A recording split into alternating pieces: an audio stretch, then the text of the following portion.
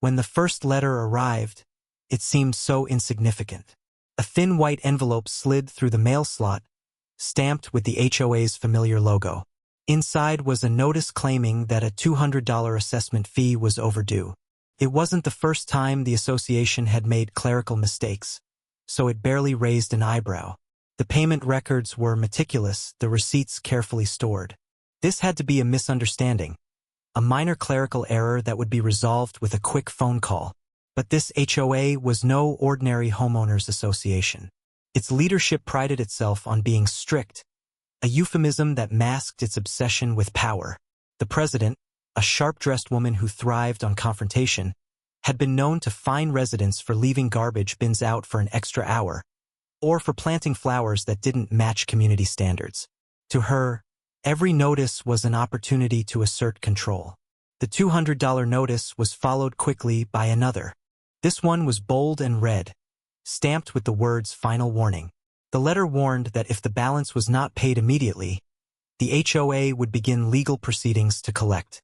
That language was alarming, but still absurd. How could they threaten legal action over something so minor and so clearly wrong? The records were reviewed again. Every quarterly assessment had been paid on time. The HOA's ledger, however, told a different story. The phone calls began, polite at first, then increasingly tense. The HOA's management company claimed they never received the payment. When proof of payment was provided, they brushed it aside. "Our records are final," they said, as if their word alone carried the weight of law. It became clear that this wasn't about $200. This was about power, about teaching a resident a lesson in obedience. Weeks passed and the letters escalated. What had started as a single-line item now ballooned into hundreds of dollars in late fees, interest, and legal processing costs. The HOA sent a letter stating that if the balance, now over $1,000, was not paid immediately, they would place a lien on the property. It was no longer an idle threat. A lien meant they could eventually foreclose. The audacity of it all was shocking. Foreclosure over a manufactured debt? It sounded ridiculous, almost laughable, but HOAs had that power. And this board, led by a president who relished intimidation, intended to use it. Rather than panic, the homeowner dug deeper. Old meeting minutes were reviewed. The HOA's budget statements were scrutinized. Inconsistencies appeared everywhere. Line items didn't add up. Administrative costs were far higher than they should have been. There were rumors of board members hiring relatives for overpriced landscaping contracts. The deeper the digging went, the more it appeared the HOA's leadership was less concerned with maintaining property values and more interested in lining their own pockets. But none of that changed the reality. The HOA recorded the lien. The legal notice came in a thick certified envelope, complete with the county stamp. The association was moving to foreclose on the home, over what had started as an alleged $200 late fee. This wasn't just an error. It was an attack. As neighbors whispered about similar experiences, mysterious fines, arbitrary fees, vague violations that disappeared when paid without protest, it became clear that this HOA had a long history of bullying residents into submission. Few had the resources or energy to fight. Most simply paid whatever was demanded. But this time, the board had picked the wrong target. Rather than give in, the homeowner began documenting everything. Every letter was scanned. Every phone call was logged. Certified mail receipts were collected like ammunition. A thick binder grew heavier by the day, filled with every scrap of evidence that pointed to harassment and fraud. Then came the attorney meetings. Not just one, but several. Each conversation confirmed the same thing. The HOA had grossly overstepped its bounds. They had violated state HOA laws, breached fiduciary duties, and engaged in practices that bordered on extortion. A plan began to take shape, not just to stop the foreclosure, but to hold the entire board accountable. The lawsuit would allege improper accounting, wrongful lien filing, and breach of contract. It would demand full reimbursement of legal fees, statutory damages, and an independent audit of the HOA's books. It would name not just the association, but the president personally, along with every board member who had signed off on the foreclosure vote. The battle lines were drawn. What began as a bogus $200 fee had evolved into a full-scale war. And while the HOA believed they could scare one homeowner into submission, they had no idea just how far this fight was about to go, or how much it would cost them. By the time the lawsuit was filed, word had spread through the neighborhood. Other residents began coming forward with their own stories. Some had been fined for trivial infractions. Others had been billed for maintenance that was never performed. A few admitted they had paid unjust fees simply to avoid conflict. Now they wanted to help. The HOA president, once so confident, began showing cracks in her composure. Emergency meetings were called. Board members whispered in the parking lot after sessions, looking over their shoulders. The association's lawyer sent letters demanding that the lawsuit be dropped, threatening counterclaims. But the evidence binder was solid, and the homeowner was not backing down. Still, the legal system moves slowly. Months passed with depositions, motions, and hearings. The HOA's legal bills climbed into the tens of thousands. Special assessments were levied on residents to cover the mounting costs, further inflaming the community against its own board. The stage was set for a courtroom showdown, one that would not only decide the fate of a single home, but the future of the entire HOA. The day after the lawsuit was filed, the neighborhood woke up buzzing. Some residents received letters from the HOA insisting that everything was under control and warning against spreading misinformation. But the more the board tried to project confidence, the more it looked like panic. People noticed the president arriving at meetings earlier than usual, clutching thick folders. They saw the treasurer walking from door to door, trying to convince neighbors to support a special assessment. And they heard the whispers. Legal fees were already draining the HOA's reserves. The homeowner, meanwhile, had no intention of letting up. The attorney's strategy was simple: expose everything. During discovery, subpoenas went out for bank records, meeting minutes, and email communications. What came back was staggering.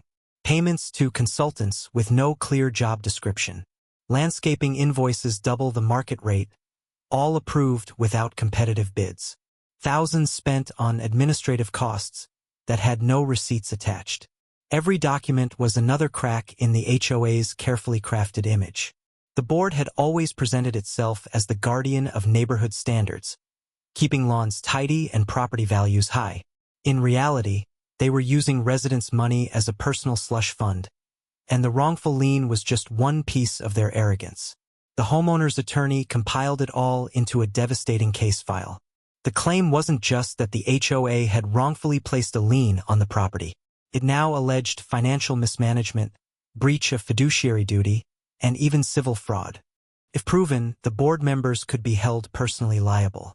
The HOA's response was predictable: deny everything, delay everything, and intimidate wherever possible. Their lawyer filed motion after motion, trying to get the case dismissed. They argued the lien was valid, that the homeowner simply misunderstood the billing process. But the paper trail told a different story, one of deliberate overcharging and retaliation. As the legal battle intensified, the HOA began to fracture from within. Not every board member wanted to go down with the ship. A secretary quietly resigned, citing personal reasons. Then the vice president stopped attending meetings altogether. Residents, tired of endless special assessments to cover skyrocketing legal fees, started demanding answers. Why was the association spending tens of thousands to chase a $200 dispute? Why were dues being raised mid-year? And why did it feel like the board was hiding something? Neighborhood meetings grew heated. Voices were raised. Old allies of the president started questioning her judgment. Meanwhile, the homeowner kept gathering evidence, adding sworn statements from other residents who had been bullied by similar fines and threats. One neighbor even came forward with an old recording of a board member bragging about making an example out of anyone who challenged them. The first court hearing arrived. It wasn't the final trial, just a preliminary session to decide whether the lawsuit would move forward. The HOA expected to intimidate the homeowner into dropping the case. Instead, the judge sided with the homeowner, allowing all claims to proceed. The judge even granted an injunction halting the foreclosure until the case was resolved. That ruling was a turning point. The HOA's leadership had gambled that they could push a single resident into submission. But now it was clear the fight would go the distance, and the costs were spiraling out of control. The HOA tried one last tactic, a settlement offer. They sent a letter promising to remove the lien and drop all late fees if the lawsuit was withdrawn. But the homeowner refused. This wasn't about one house anymore. It was about accountability. The trial date was set. In the months leading up to it, both sides worked furiously. The HOA's lawyer tried to block damaging evidence from being admitted, while the homeowner's attorney secured testimony from forensic accountants who would testify about the missing funds. What started as a small dispute had now snowballed into a full-blown scandal, and the board members were staring down the possibility of personal bankruptcy. By the time the trial began, the neighborhood was divided into two camps. Those who feared the homeowner's lawsuit would destroy the HOA, and those who believed the board had brought this disaster upon itself. Signs of tension were everywhere. Hushed conversations in driveways, angry posts on community forums, and more resignations from board members who wanted no part of the coming storm. The courtroom became the stage for everything to unravel. Under oath, board members were forced to admit they never verified the supposed $200 delinquency before approving foreclosure. The treasurer couldn't explain thousands of dollars in administrative expenses. The president grew visibly agitated as emails were read aloud showing her dismissing resident complaints with outright hostility. Piece by piece, the truth came out. This wasn't an isolated mistake. It was a culture of abuse, where power was used to punish anyone who resisted and where residents' money was treated like a personal wallet. When the trial ended, the verdict was devastating for the HOA. The court ruled the lien invalid, awarded full legal costs to the homeowner, and ordered an independent audit of the association's finances. But that was only the beginning. The judge also held the board personally liable for certain damages, meaning the president and her allies would have to pay out of their own pockets. The HOA's insurance policy didn't cover fraud or deliberate misconduct. With no funds left in the HOA's reserve account, drained by months of legal fees, the association was effectively bankrupt. The president resigned in disgrace. Several board members followed. A court-appointed receiver stepped in to manage the HOA while the audit took place. What that audit revealed would send shockwaves through the neighborhood and make national headlines. The homeowner, once the target of intimidation, now held all the leverage. And as word spread of the HOA's collapse, more residents lined up to file their own claims. But the fight wasn't over yet. The court's ruling set the stage for a series of financial and legal battles that would permanently change how the HOA operated, if it even survived at all. The independent audit began quietly, but its effects rippled through the neighborhood like a storm. Court-appointed accountants arrived at the HOA office, pulling stacks of receipts, bank statements, and meeting records. What they found wasn't just sloppy bookkeeping. It was systematic abuse of power, and it went back years. The first red flag appeared almost immediately. Large withdrawals labeled as maintenance disbursements had no corresponding invoices. Landscaping payments were made to a company that didn't actually exist, at least not outside of a P.O. box registered to the HOA treasurer's cousin. Homeowners had been charged thousands for community upgrades that were never completed, and yet the funds had vanished from the account. The deeper the accountants dug, the uglier it became. HOA dues had been used for personal expenses, luxury dinners, expensive travel, and even credit card bills of certain board members. Invoices were forged. Contracts were awarded without any competitive bids. And every time someone questioned these irregularities in the past, they were silenced with fines, liens, or threats. As the audit findings leaked, residents' anger boiled over. Those who had once defended the HOA leadership now felt betrayed. Families realized their money had been stolen for years under the guise of protecting property values. The special assessments they had grudgingly paid weren't going to neighborhood improvements. They were lining the pockets of corrupt board members. The homeowner who had started it all watched as the tide turned completely. What began as a lonely battle over a bogus $200 fee had grown into a full-scale revolt. Neighbors who once avoided eye contact now offered support. Some dug out their own records to add to the growing pile of evidence. Others showed up at court hearings, silently cheering every setback the HOA suffered. The court-appointed receiver didn't waste time. Once the preliminary audit was complete, the HOA's remaining funds were frozen. The president, already disgraced by her courtroom humiliation, tried to mount a defense, insisting the problems were exaggerated. But her resignation had stripped her of any real power. The treasurer, caught directly funneling money to family members, faced possible criminal charges. Several other board members abruptly vanished from public view, refusing to return calls or attend meetings. Meanwhile, the legal fees kept mounting. The HOA had already drained its reserve account trying to fight the lawsuit. Now it had to pay for the audit and comply with court orders, expenses that far exceeded anything the association could afford. The neighborhood newsletter, once filled with petty rules about fence heights and approved paint colors, now contained grim notices about emergency budget shortfalls and mandatory meetings. But the damage went beyond money. The HOA's reputation was shattered. Real estate listings in the neighborhood mentioned pending litigation, scaring away potential buyers. Property values dipped, and residents blamed the corrupt leadership for dragging them into this mess. Where the board once ruled through fear, now it cowered under public outrage. The homeowner's attorney filed additional motions based on the audit's findings. The lawsuit expanded to include allegations of embezzlement, breach of fiduciary duty, and violations of state HOA laws. The judge, unimpressed by the board's excuses, allowed everything to proceed.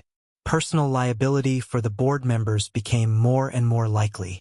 In a last-ditch effort to salvage control, a handful of remaining loyalists tried to rally support for yet another special assessment to save the HOA. They went door to door claiming the lawsuit was destroying the neighborhood, but few believed them anymore. Most residents understood the truth. The lawsuit hadn't bankrupted the HOA. Corruption had. The board had simply been caught in its own web. As weeks passed, the audit's final report landed with a devastating thud. It confirmed hundreds of thousands of dollars in mismanaged funds, improper disbursements, and unauthorized expenses. It concluded that the HOA leadership had repeatedly acted outside its authority, using homeowners' money for personal gain while retaliating against anyone who questioned them. The judge wasted no time. Under court order, the HOA was placed into receivership indefinitely. A professional management company was brought in to oversee operations until a new board could be elected, one free from the taint of scandal. But by then, there was little left to manage. The HOA was insolvent. The lawsuit had drained every last cent. Residents demanded accountability. The president and treasurer faced not only civil judgments but possible criminal investigations.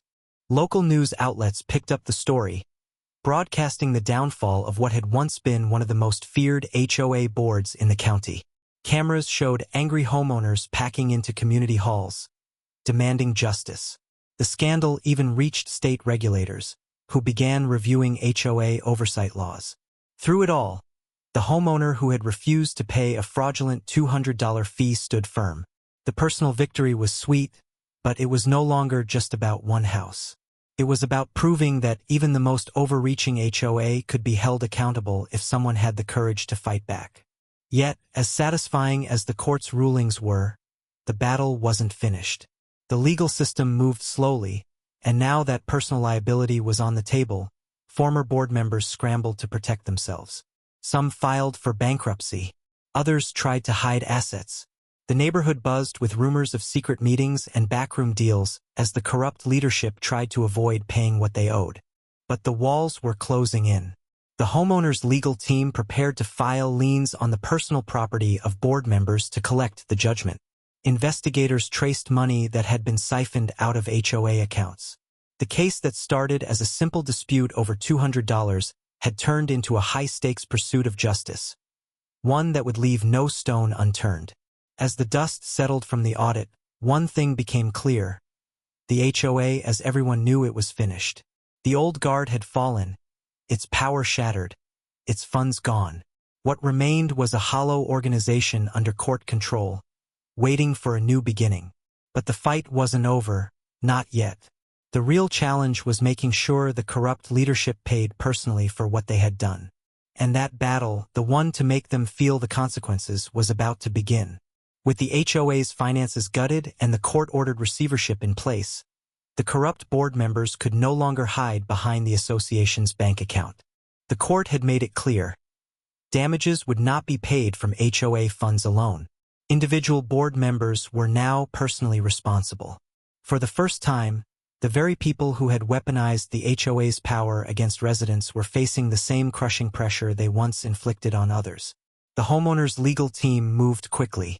They filed motions to enforce the judgment, seeking to seize personal assets from the former president, treasurer, and any board member who had knowingly signed off on fraudulent actions. Bank accounts were scrutinized, property deeds examined, and vehicle titles investigated. No asset was off limits. The same machinery these people once used to threaten foreclosure on others was now bearing down on them. As subpoenas and depositions piled up, the former president's confident facade crumbled. She tried to claim she was just following standard procedure, but the paper trail told another story. Emails revealed her approving illegal expenditures, dismissing resident complaints as nonsense, and plotting to make examples of anyone who challenged her authority. The treasurer fared no better. His signature appeared on dozens of unauthorized checks, many written to family members for services rendered. Under questioning, he couldn't explain where the money went. Neighbors watched as the once powerful leaders retreated into isolation. Their cars disappeared from driveways, blinds stayed drawn, and their voices fell silent at community gatherings. The people who once wielded fines and threats with impunity now faced foreclosure on their own homes, not from the HOA they controlled, but from court judgments against them personally. Meanwhile, the receivership worked to stabilize the neighborhood. A professional management company took over day-to-day operations, collecting dues and maintaining common areas without drama or intimidation. For the first time in years, residents didn't live in fear of surprise fines. But the damage from years of corruption couldn't be undone overnight. The HOA's bank account remained empty, and the cost of cleaning up the mess still loomed. The homeowner's fight had grown beyond personal vindication. This was about ensuring justice was served in full, not just on paper but in reality. The attorney pursued garnishments, property liens, and wage levies against the guilty board members. Every dollar siphoned from residents over the years would be clawed back, piece by piece. As legal proceedings continued, the former board tried one last desperate maneuver. They filed for personal bankruptcy, hoping to escape liability. But the court recognized that their misconduct was deliberate, not accidental. Fraudulent actions aren't so easily discharged in bankruptcy.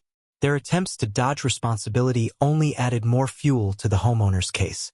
The media returned to cover the unfolding drama. Local news cameras panned across the quiet suburban streets, highlighting the contrast between the HOA's polished image and its crumbling reality. Reporters interviewed residents who spoke openly about years of intimidation, bogus fines, and arbitrary enforcement of rules. The story resonated far beyond the neighborhood, becoming a cautionary tale about unchecked HOA power. Under mounting pressure, state regulators launched their own inquiry. They reviewed whether new laws were needed to keep HOAs from abusing homeowners. Lawmakers began citing the case as an example of why stricter oversight was necessary. What started as one person fighting an unjust $200 fee had now triggered a movement for reform. The former president and treasurer could no longer walk through the neighborhood without glares and whispered conversations trailing them. Once feared, they were now pariahs. Their lavish lifestyles evaporated as they sold off personal assets to cover mounting legal obligations.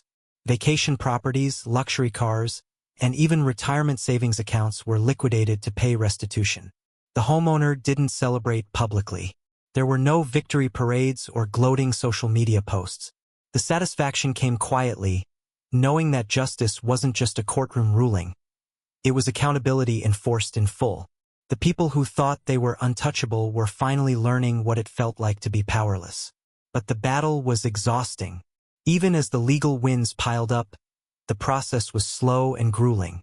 Every step forward required more filings, more hearings, and more persistence. The homeowner spent long nights reviewing documents, attending court dates, and consulting with attorneys. This wasn't a story of instant revenge. It was a test of endurance, proving that fighting back required as much patience as it did courage. By the time the judgments were satisfied, the HOA leadership was financially ruined. The president lost her home. The treasurer declared bankruptcy but still faced criminal charges for embezzlement. Other board members, eager to avoid the same fate, struck deals to repay their portions and avoid further litigation. The once feared ruling clique had been dismantled completely. But even as justice closed in, a new challenge emerged. With the old board gone and the HOA bankrupt, the community faced an uncertain future. Who would lead next? Could the association ever recover from the scandal? And how would residents ensure no one ever abused power again? The homeowner, though exhausted, realized that walking away now would leave the job unfinished. The HOA needed a fresh start, new leadership, new bylaws, and strict financial oversight to prevent future corruption. And someone would have to take the lead in making that happen. The fight wasn't just about personal victory anymore. It was about rebuilding the community from the ground up. With the corrupt board members removed and their personal assets seized, the neighborhood finally had a chance to breathe. The HOA, once a source of fear and frustration, was now under court-appointed receivership. Streets that had once buzzed with tension now carried a tentative sense of relief. Residents cautiously emerged from the shadows, eager to reclaim their community from the chaos of the past. The homeowner, who had triggered this entire chain of events, became an unexpected figurehead for change. Though modest and reluctant to claim credit, their actions had inspired neighbors to stand up against abuse and demand accountability. Community meetings, once tense and one-sided, now became forums for collaboration. People discussed shared goals, restoring financial stability, rewriting bylaws, and preventing any future misuse of power. The receivership team moved quickly to stabilize operations. They conducted emergency audits of all accounts, established transparent reporting practices, and began planning for the first election of a new, legitimate HOA board. For the first time in years, residents could see exactly how their dues were being spent. Every transaction was documented, every decision scrutinized. Accountability replaced intimidation. Despite these positive changes, the scars of the past lingered. Many residents were skeptical. They had been burned repeatedly by leadership that claimed authority while acting in self-interest. Trust had to be rebuilt slowly. Neighbors who had once avoided attending meetings began participating, motivated by a desire to prevent history from repeating itself. Small victories, like approving new landscaping projects that actually improved common areas, brought hope, but the memory of the previous board's corruption served as a constant warning. Meanwhile, local media continued to cover the aftermath. Stories about the homeowners' fight against the HOA circulated widely, inspiring similar challenges in other neighborhoods. The narrative was simple but powerful. One determined resident could hold an overreaching HOA accountable. Social media amplified the story, and community forums across the region debated HOA reform. The neighborhood had become a symbol, a cautionary tale, and a source of empowerment at the same time. As the first new election approached, the homeowners faced an unprecedented opportunity. The candidates were no longer secretive insiders or friends of the old board. Instead, residents nominated individuals committed to transparency, fairness, and fiscal responsibility. Each candidate submitted financial disclosures, and campaign materials emphasized accountability rather than control. It was a stark contrast to the previous regime, where secrecy and intimidation had reigned. During the election process, the homeowner observed quietly. Though they had been the catalyst for change, they were not seeking a position on the board. Their goal was broader, ensuring that the system itself was rebuilt on a foundation that could survive corruption and greed. Still, neighbors frequently sought their guidance, asking for advice on governance, bylaws, and financial oversight. The homeowner provided input carefully, emphasizing the importance of checks and balances. The court-appointed receiver oversaw the election closely. Transparent ballot counting, public verification of results, and clear criteria for eligibility ensured that the new leadership would be beyond reproach. When the results were announced, the neighborhood celebrated quietly but meaningfully. The old culture of fear had been replaced by one of accountability and shared responsibility. Residents could see the tangible difference. Decisions were now made openly, dues were spent prudently, and disputes were resolved fairly. Financially, the neighborhood still faced challenges. The previous board's mismanagement had left a deep deficit, and certain obligations remained unpaid. Yet, with careful oversight and strict budgeting, the new board began to stabilize the association. Emergency funds were replenished, and plans were put in place to gradually restore services and amenities that had been neglected. Residents, now empowered and informed, participated actively in the budgeting process, ensuring no future leadership could divert funds unchecked. The homeowner's personal journey mirrored the community's transformation. What had begun as a fight to protect a single house had expanded into a broader campaign for justice. They had faced intimidation, legal obstacles, and months of exhausting litigation, but the payoff was profound. The neighborhood was no longer ruled by fear, and the corrupt leaders had been held accountable. There was satisfaction in seeing the HOA transformed, yet the homeowner remained humble, understanding that lasting change required ongoing vigilance. Trust, however, could never be fully restored overnight. Even as the new board took office, residents kept a watchful eye. Every proposed expenditure, every vote, every minor dispute was scrutinized. This wasn't paranoia, it was prudence. Years of corruption had taught a hard lesson. Power unchecked always finds a way to abuse itself. The community's new culture emphasized transparency above all, with clear lines of reporting and open meetings to prevent the rise of another rogue board. As months passed, the neighborhood began to thrive in ways it hadn't for years. Community projects, once stalled by fear of fines or arbitrary rejection, now moved forward. Gardens flourished, playgrounds were repaired, and common areas received the care they had long been denied.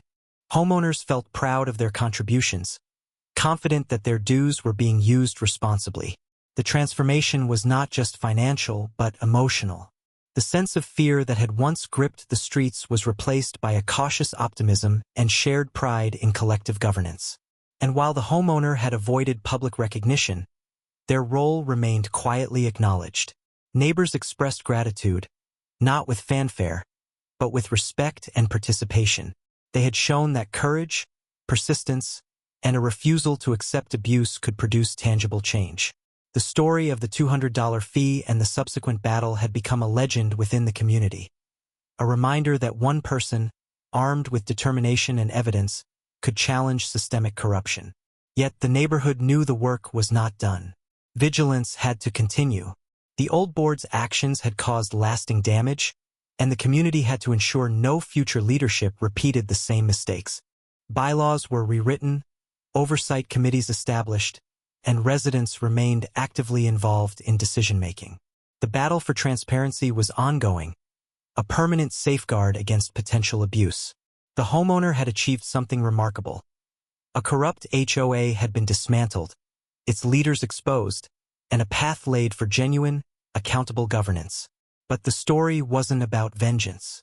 It was about creating a neighborhood that would endure, where power could never again be abused for personal gain, and where residents had both the voice and the courage to protect their homes.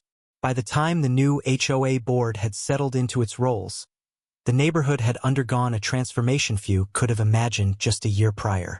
Streets that had once been shadowed by tension now carried a sense of cautious optimism. Homeowners walked their yards freely, watched over common areas being restored, and spoke openly at meetings without fear of arbitrary fines. The power structure that had once been a source of fear and frustration was gone, replaced by transparency, accountability, and a renewed sense of community. The homeowner who had initiated the legal battle remained humble but quietly revered among neighbors. Their courage had catalyzed a change that reached far beyond a single property. The $200 dispute that the HOA had tried to weaponize had evolved into a full-scale reckoning, one that not only drained the association's budget, but exposed the systemic corruption that had thrived under secrecy. The victory was more than financial. It was moral, symbolic, and permanent. Former board members, once untouchable in their position of authority, were now facing the consequences of their decisions. The president's lavish lifestyle had evaporated under court-ordered asset seizures. The treasurer, who had funneled money to family members, faced criminal investigation in addition to civil liability. Other board members, who had supported unethical practices, were now publicly scrutinized, with reputations and personal finances permanently damaged. The fear they once inspired had been replaced by accountability. The neighborhood itself began to heal in layers. Trust, the most fragile element in any community, was gradually rebuilt. Meetings were now structured with clear rules, open minutes, and mandatory reporting of all financial transactions. Every proposed expenditure underwent scrutiny. Every complaint from a resident was heard and documented. The culture of intimidation was replaced with one of collective responsibility, ensuring that the mistakes of the past could never recur. Meanwhile, the homeowner's story became a cautionary tale beyond the community. Local and even national news outlets covered the saga, framing it as an example of how ordinary residents could stand up against overreaching HOAs. Online forums erupted with discussions about resident rights, HOA regulations, and the importance of vigilance in governance.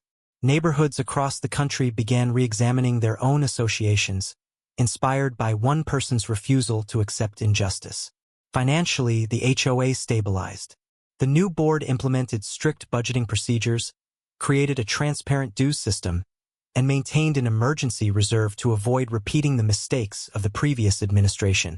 Previously neglected infrastructure was repaired, community projects restarted, and the neighborhood's property values began to recover. Residents, once skeptical and frustrated, found themselves participating actively in governance, ensuring the HOA remained accountable. For the homeowner, the journey had been grueling. Endless legal battles, mounting stress, and months of meticulous record-keeping had taken a toll. Yet every challenge reaffirmed the central lesson. Persistence and attention to detail could overcome intimidation and corruption. What had begun as a fight for a single house had grown into a larger mission, a demonstration that power without accountability is fragile, and that ordinary people can enact meaningful change when they refuse to be silenced. Even as the neighborhood celebrated its rebirth, there was awareness that vigilance must continue. The new board's transparency mechanisms, open audits, resident oversight committees, and clear bylaws acted as safeguards, but the memory of the past failure lingered. Residents recognized that power, if left unchecked, can always become abusive. The story of the $200 fee and the subsequent foreclosure threat became a permanent reminder of what happens when authority is allowed to operate without accountability. The homeowner reflected on the irony. The very system designed to protect property values and community standards had nearly destroyed them over a trivial fee. Yet, through courage, strategy, and legal acumen, the tables had turned. The HOA, once a tool of intimidation, had been held fully accountable. Corrupt leaders had been stripped of their power and wealth. The neighborhood, once fractured, had been given a fresh start built on transparency, fairness, and shared responsibility. Beyond the immediate neighborhood, the story sparked conversations about the need for HOA reform at higher levels. State regulators examined oversight laws. Community associations considered adopting stricter auditing requirements. Homeowners across the country began to understand that even small financial disputes could escalate, and that preparation, documentation, and persistence were essential tools in protecting one's rights. The homeowner's victory thus had ripple effects far beyond their own block. Yet the most meaningful impact was local. Neighbors who had felt powerless for years now had a voice. Participation in community decisions soared. Residents no longer feared arbitrary fines or threats of foreclosure. What was once a battleground for control had become a model for community engagement and resilience. The homeowner's fight had created a culture of accountability, ensuring that no future board could operate in secrecy or abuse its residents again. As the dust settled, the homeowner continued their life in the house that had once been threatened. The yard bloomed, the streets were quiet but vibrant, and the neighborhood had regained its sense of stability. The threat that had begun with a $200 fee had transformed into a narrative of empowerment. It was no longer about the money or even the legal battle. It was about principle, justice, and the enduring lesson that courage and persistence can challenge even the most entrenched systems of power. In the end, the HOA's collapse and the subsequent rebuilding process served as a clear message. Systems of authority must always be accountable to the people they serve. When they fail, ordinary residents have the power to demand justice. The neighborhood, once under siege by corruption and fear, had not only survived but emerged stronger, wiser, and united. The homeowner's quiet victory was a testament to the power of standing firm, the importance of documentation, and the impact a single determined individual can have. The $200 fee that had seemed so trivial became the spark for systemic change. It proved that no amount of intimidation can withstand vigilance, preparation, and the refusal to accept injustice. The story ended not with fanfare or celebration, but with quiet satisfaction. A corrupt HOA was dismantled, its leadership held accountable, and the community reborn. The lesson was clear. Courage, persistence, and a commitment to fairness can topple even the most oppressive authority. And for the residents, that lesson would resonate for generations.